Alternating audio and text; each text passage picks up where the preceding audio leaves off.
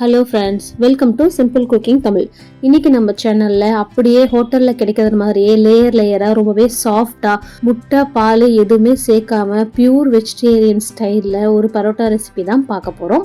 Simple டிப்ஸோட ரொம்பவே பர்ஃபெக்டாக first டைமே வர மாதிரி எப்படி செய்யறதுன்னு பார்க்கலாம். பரோட்டா செய்யறதுக்கு தேவையான பொருட்கள் இவ்வளோ தான். இந்த ரெசிபி லிஸ்ட்டை சேவ் பண்ணி வச்சுக்கோங்க. இப்போது ரெசிபிக்குள்ளே போகலாம்.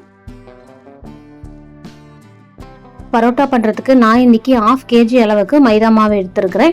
250 ml கப்பில் 3 கப் அளவுக்கு வரும் 1/2 kg மாவு. 1/2 கிலோ மாவில் மீடியம் சைஸில் 8 பரோட்டா வரைக்கும் வரும். கொஞ்சம் சின்னதாக பண்ணால் 10 பரோட்டா வரைக்கும் செய்யலாம். இப்போ நடுவில் இந்த மாதிரி கொஞ்சம் குழி பண்ணி விட்டுட்டு இதில் 1 டீஸ்பூன் அளவுக்கு சர்க்கரை சேர்த்துக்கலாம். சர்க்கரை கண்டிப்பாக சேர்க்கணும். சர்க்கரை சேர்க்குறப்ப தான் அந்த கேரமலைஸ் ஆகி கோல்டன் கலரில் வரும். 1/2 டீஸ்பூன் அளவுக்கு உப்பு சேர்த்துட்டு இப்போ இதில் கொஞ்சம் கொஞ்சமாக தண்ணி சேர்த்துட்டு இந்த உப்பு சர்க்கரையும் ஃபஸ்ட்டு நம்ம கரைச்சிக்கலாம்.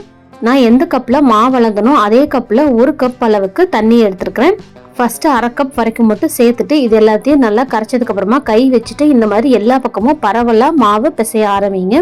ஒரே பக்கமாக பிசைச்சிங்கன்னா சென்டரில் மட்டும் தண்ணி ரொம்ப நிறையா இருக்கிற மாதிரி இருக்கும். மாவு ஈவனாக எல்லா பக்கமும் கலந்து வராது. இந்த மாதிரி எடுத்தோடனே எல்லா தண்ணியும் ஒட்டுக்கா சேர்த்துறாம கொஞ்சம் கொஞ்சமாக சேர்த்துட்டு இந்த மாதிரி பிசறிக்கோங்க. 3 கப் மாவுக்கு 1 கப் அளவுக்கு தண்ணி கரெக்டாக இருக்கும். 1/2 கிலோ மாவுக்கு 250 ml தண்ணி கரெக்டாக இருக்கும். அப்போ தான் பரோட்டா நல்லா சாஃப்டாக வரும்.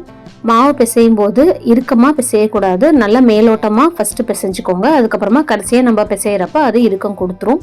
பாருங்கள், நம்ம எடுத்து போடும்போது இந்த மாதிரி நூலாக வரும். ஃபஸ்ட்டு இந்த மாதிரி தான் வரும். நம்ம தண்ணி சேர்த்து நம்ம பிசையும் போது கரெக்டாக எல்லா மாவும் ஒன்றா பைண்டிங் ஆகி வந்துடும்.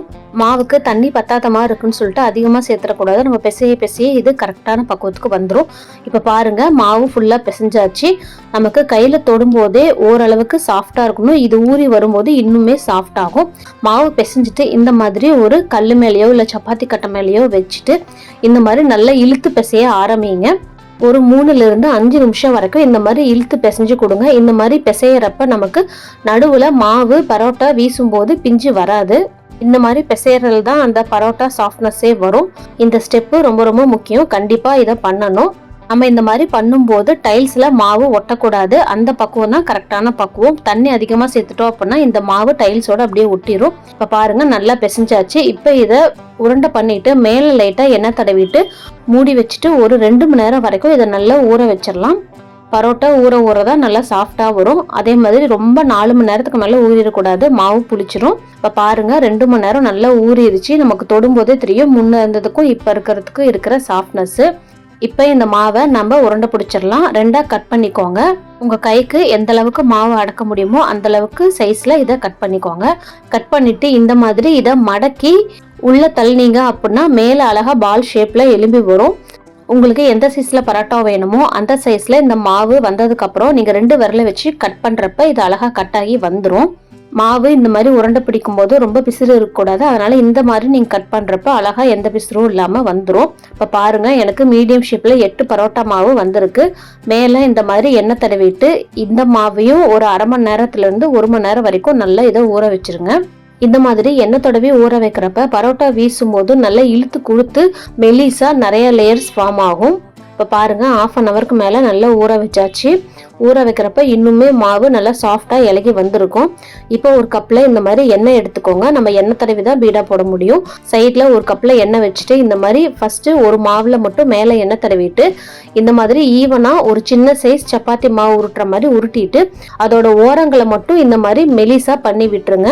ஏன்னா நமக்கு ஓரங்களில் தான் மாவு திக்காக இருக்கும். ஃபஸ்ட் டைம் வீசுகிறப்ப நடுவில் நமக்கு ஈஸியாக மெலிசா வந்துடும். அதனால இந்த மாதிரி ஓரங்களில் நீங்கள் ஃபஸ்ட்டு மெலிசா தேய்ச்சிட்டிங்க அப்படின்னா நடுவில் ஈஸியாக இது விசிறி கொடுத்துரும். பரோட்டா வீசுறப்ப உங்களோட ஒரு கையோட 4 விரல் மேல் பக்கமும் 1 விரல கீழ் பக்கமும் வச்சுட்டு இன்னொரு கையோட கட்டை விரலில் இந்த மாவை பிடிச்சிக்கிட்டு கையை சுத்தினாப்புல இந்த மாதிரி ரொட்டேட் பண்ணீங்க அப்படின்னா மாவு இந்த மாதிரி நல்லா நீண்டு கொடுக்கும். இந்த மாதிரி மடங்கி வந்தால் எடுத்து விட்டுட்டு மறுபடியும் வீச ஆரம்பிங்க.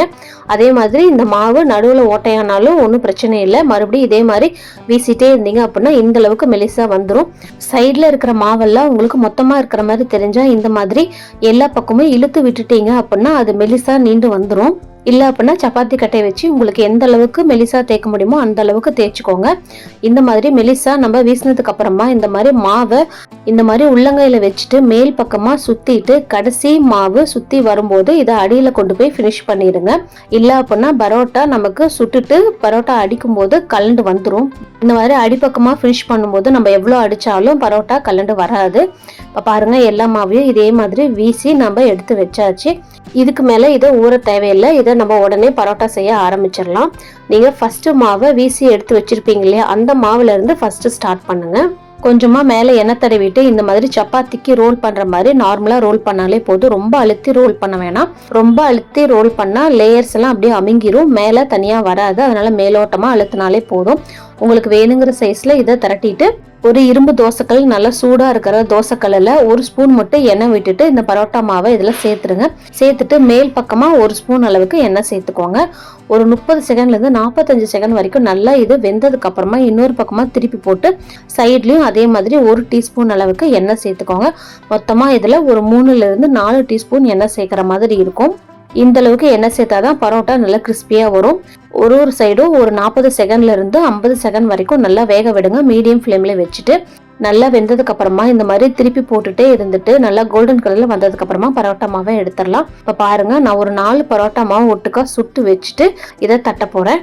நீங்க தோசைக்கல்ல ஒன்னொன்னா சுட்டு எடுக்கிறீங்க அப்படின்னா ஹாட் பாக்ஸ்ல போட்டு வச்சுட்டு அப்புறமா ஒன்னா எடுத்து தட்டிக்கோங்க. இது ரொம்ப முக்கியமான ஸ்டெப்பு. எல்லா பரோட்டாவையும் இந்த மாதிரி ஒன்று சேர்த்து வச்சுட்டு நல்லா உள்ளங்கையை வச்சு இந்த மாதிரி அழுத்தி தட்டினீங்க அப்படின்னா லேயர்ஸ் எல்லாம் ஃபார்ம் ஆக ஆரம்பிக்கும்.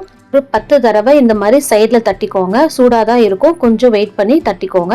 சைட்ல தட்டிட்டு இந்த மாதிரி மேல் பக்கமும் ஒரு 3ல இருந்து 4 தடவை நல்லா தட்டிக்கோங்க. இந்த அளவுக்கு தட்டினாதான் பரோட்டா லேயர்ஸ் ஃபார்ம் ஆகும். பாருங்க, ரொம்பவே பெர்ஃபெக்டா வந்திருக்கு. இது ஹோட்டல்ல வாங்கினதா இல்ல வீட்டுல செஞ்சதான்னு யாராலையுமே கண்டுபிடிக்க முடியாது, அவ்வளோ பெர்ஃபெக்டா வரும். ஆறுனதுக்கு அப்புறமும் ரொம்ப சாஃப்டா இருக்கும், நிறைய லேயர்ஸ் ஃபார்ம் ஆகும். நான் சொன்ன இந்த குட்டி குட்டி டிப்ஸை நீங்க ஃபாலோ பண்ணி செஞ்சீங்கனாலே ஃபர்ஸ்ட் டைமே ரொம்பவே பெர்ஃபெக்டா வந்துடும். இந்த மாதிரி இந்த பரோட்டாக்கு பெர்ஃபெக்டான ஒரு பியூர் வெஜிடேரியன் பிளைன் சால்னா ரெசிபி எப்படி செய்யறதுன்னு ஆல்ரெடி நம்ம வீடியோல போட்டிருக்கோம். நம்ம சேனல்லே ஆல்ரெடி சிக்கன் சால்னா ரெசிபியும் போட்டிருக்கோம். அதோட லிங்க்கும் டிஸ்கிரிப்ஷன்ல தரேன், கண்டிப்பா செக் பண்ணி பாருங்க. இந்த பியூர் வெஜ் பரோட்டா ரெசிபியை கண்டிப்பா உங்க வீட்லயும் ட்ரை பண்ணி பார்த்துட்டு எப்படி வந்துச்சுன்னு எனக்கு கமெண்ட்ஸ்ல சொல்லுங்க. நம்ம சேனல் உங்களுக்கு பிடிச்சிருந்தா லைக் பண்ணுங்க, ஷேர் பண்ணுங்க, மறக்காம சப்ஸ்கிரைப் பண்ணுங்க. தேங்க்யூ.